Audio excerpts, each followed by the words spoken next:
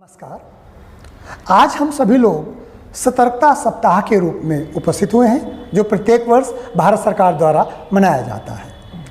दोस्तों, इस बार की जो थीम है वो है सतर्क भारत समृद्ध भारत। यहीं से हम इसको समझने का प्रयास करते हैं कि भारत सरकार इस बात तक पहुंच चुकी है कि अगर भारत को समृद्ध होना है तो उसे करप्शन के प्रति, भ्रष्टाचार के प्रति सतर्क होना होगा। यह सतर्कता हमें आज़ादी के तुरंत बाद यानी 1950 के बाद ही महसूस होने लगी थी, जब हमने संस्थागत रूप से जीप घोटाला देखा था।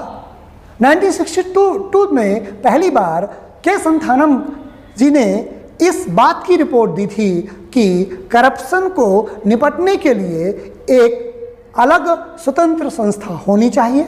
1964 में एक एग्जीक्यूटिव ऑर्डर के द्वारा सीवीसी का निर्माण किया जाता है और यह सीबीआई के हाथ में एक संस्था के रूप में रहती है।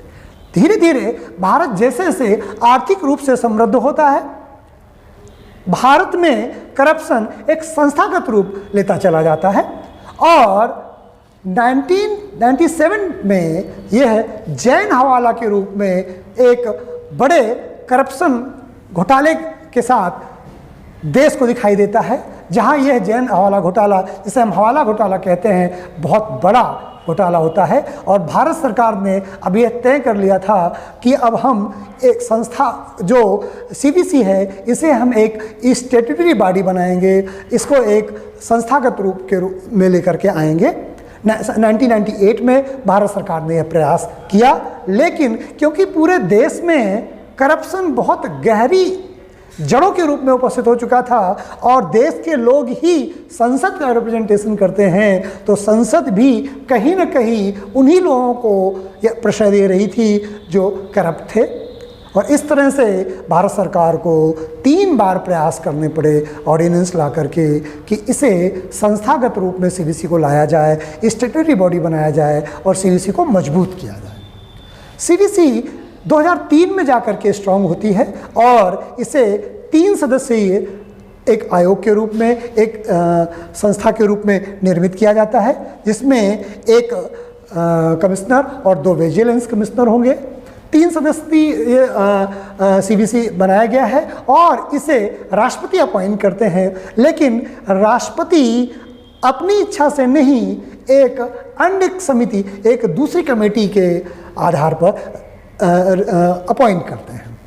जो राष्ट्रपति जिस कमेटी की रिकमेंडेशन पर अपॉइंट करते हैं वो भी 3 सदस्यीय है, जिसमें भारत के प्रधानमंत्री, भारत के गृह मंत्री और लोकसभा में विपक्ष का नेता ही नहीं, लोकसभा का विपक्ष का नेता इसका सदस्य होता है, जिसके द्वारा एक न्यूट्रल बॉडी का निर्माण करने का प्रयास किया गया, जिसमें पक्ष और विपक्ष संसद के दोनों तरह के विचारों को सीवीसी के अधिकारियों के चुनाव के लिए रखा गया। सीवीसी के ऑफिसर्स का कार्यकाल 4 वर्ष या 65 वर्ष के आयु तक रखा गया है। सीवीसी प्रमुख रूप से कार्य कर सके, इंडिपेंडेंट रूप से कार्य कर सके, इसके लिए इसे एक जुडिशरी रूप दिया गया है, सिविल कोर्ट जैसे इसको अधिकार दिए गए हैं। सीवीसी जैसे जैसे अब स्ट्रांग होती गई, देश की जनता और ज़्यादा पारदर्शिता की मांग करने लगी और सरकारों को, जो कि पूर्व इच्छा थी कि पारदर्शिता लाई जाए, और ज़्यादा प्रयास के द्वारा इसको स्ट्रांग किया गया। और 2011 में विसिल ब्लोअर एक्ट आया, जिसके माध्यम से आम लोगों को भी केंद्र सरकार के group 1, group B, group C और ग्रुप डी ऑफिसर्स या एम्प्लॉयज़ के किसी के खिलाफ करप्शन चार्जेस को, करप्शन के खिलाफ शिकायत करने का अधिकार दे दिया गया है। और उसमें जो कमिश्नर आयुक्त है सीवीसी का, वो उसकी जांच करेगा। लेकिन अगर ये बात झूठी निकलती है, कोई किसी गवर्नमेंट एम्प्लॉय को यूं ही दबाने के लिए, डराने के लिए इस तरह का जांच के लिए कहता है या भ्रष्टाचार का आरोप लगाता है तो उसे भी दंडित करने का प्रावधान किया गया है। इस तरह से भारत सरकार ने एम्प्लॉयज़ को भी उत्तरदायी बनाया है, केंद्र सरकार के एम्प्लॉयज़ को भी, और उनके खिलाफ जो जांच की संस्तुति करेंगे या जो भ्रष्टाचार का आरोप लगाएंगे उनको भी उत्तरदायी रखने का प्रयास किया गया है, जिससे कि सरकार सामान्य एडमिनिस्ट्रेशन को आसानी से चला सके।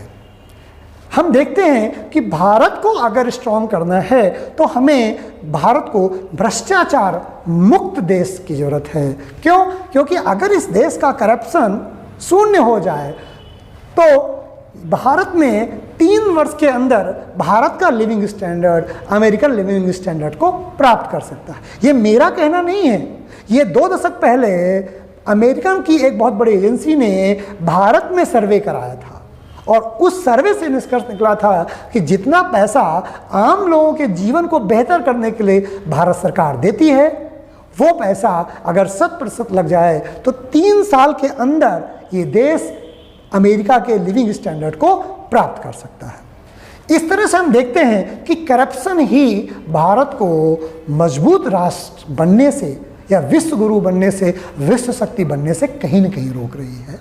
वर्तमान सरकार इस करप्शन को जड़ से खत्म करने का प्रयास कर रही है।